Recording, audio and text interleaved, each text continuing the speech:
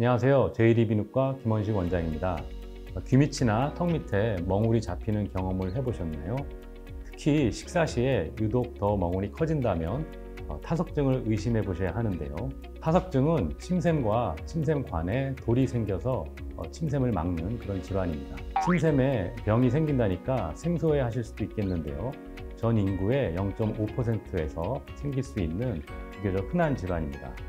또한 물 대신에 커피나 술을 즐겨서 드시는 분들한테는 더 잘 생길 수 있는 질환이기 때문에 증상을 놓치지 않게 꼭 정보를 알아가세요. 정상인이라면 하루에 침 분비량은 약 1.5L 정도인데요. 생각보다 많은 양이죠. 침은 음식을 삼킬 때 윤활작용뿐만 아니라 면역에 있어서도 큰 역할을 하는데요. 침이 분비가 되지 못할 경우에 구강 건조로 인해서 충치가 발생할 수도 있겠습니다. 더욱 심해지면 말하기와 삼키기가 불가능해질 정도로 일상생활이 힘들어질 수도 있는데요. 그만큼 침샘은 중요한 역할을 하지만 질병이 심해질 때까지 제대로 치료를 받지 못해서 침샘을 제거해야 되는 안타까운 경우도 생길 수가 있습니다. 밥을 먹을 때 귀 밑이나 턱 밑에 붓는 증상이 생긴다면 타석증을 의심해 보셔야 하는데요. 특히 자극적인 음식이나 신음식처럼 침 분비를 촉진시키는 음식을 보는 것만으로도 증상이 발생한다면 타석증을 의심해 봐야 합니다. 타석증은 침샘이나 침샘관에 석회화로 인해서 통로가 막혀서 생기는 질환인데요. 침샘은 턱 밑샘, 그리고 귀 밑샘, 그리고 혀 밑에 혀 밑샘과 소타액선이 있는데요. 이 중에서 턱 밑에 턱 밑샘에서 약 80% 정도의 타석증이 발생합니다.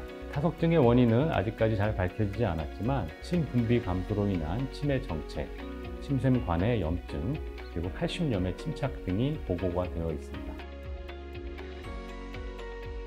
타석증의 증상은 식사를 시작하고 나서 침샘이 부어오르고 통증이 생기며 이러한 증상이 수분에서 몇 시간까지 지속될 수 있지만 자연히 풀리는 경우가 많아서 증상이 있는 분들도 무심코 지나치기 쉬운데요. 침이 원활하게 분비가 되지 못하면 우리 구강내의 세균이 오히려 침샘관을 통해서 감염을 일으켜서 큰 염증을 유발할 수도 있습니다. 이렇게 되면 목이 심하게 붓고 통증이 있을 수가 있고 만성 침샘염이 발생하는 경우에는 원하지 않는 침샘 제거술을 시행해야 할 때도 있습니다.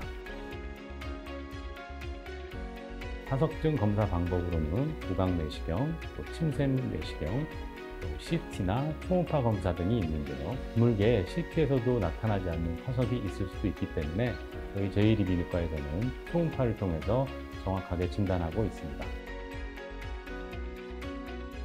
최근에는 침샘 내시경이 도입이 돼서 타석증의 정확한 진단과 치료가 가능해졌습니다. 침샘 내시경을 이용해서 타석증을 치료할 경우에 최소한의 절개를 이용해서 침샘을 보존하면서 타석증을 진단 및 치료를 할 수 있기 때문에 아주 새로운 치료법으로 각광받고 있습니다. 도시는 침샘 내시경을 이용하면 침샘관을 통해서 타석을 정확하게 진단하고 또 제거할 수가 있기 때문에 불필요한 침샘 기능의 손실을 방지하고 또 목에 남는 흉터 없이 볼만 정확하게 제거하는 그런 좋은 치료법이 되겠습니다.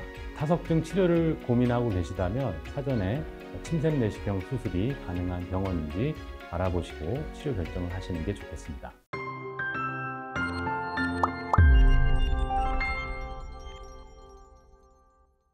지금까지 타석증과 침샘 내시경에 대해 알아보았는데요. 타석증은 구강 청결과 충분한 수분 섭취만으로 예방 효과가 있습니다. 또한 타석의 크기가 크지 않은 경우에 신음식을 드셔서 침 분비를 촉진시킴으로써 자연 배출을 기대할 수도 있고 또 해당 침샘 부위의 마사지를 통해서 자연 배출을 기대할 수도 있습니다. 하지만 자연 치유가 되지 않고 타석이 점점 커지면서 증상이 점점 심해진다면 추후에 경부 감염 같은 좀 더 심각한 질환으로 발전할 수도 있습니다. 때문에 식사 후에 턱 밑이나 귀 밑에 통증이 느껴진다든지 또는 부종이 생길 경우에 가까운 이비인후과에 가셔서 정확한 진찰을 받으실 것을 권해드립니다. 지금까지 제1이비인후과 김원식 원장이었고요. 좋아요, 구독, 알림 설정 부탁드리겠습니다. 감사합니다.